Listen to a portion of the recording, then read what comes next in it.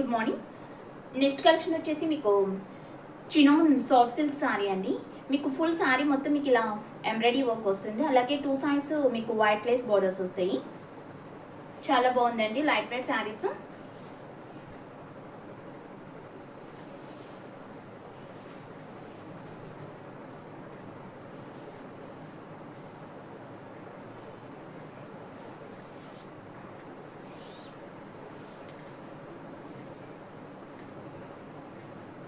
మీకు blouse piece వచ్చేసి white షేడ్లో వస్తుంది.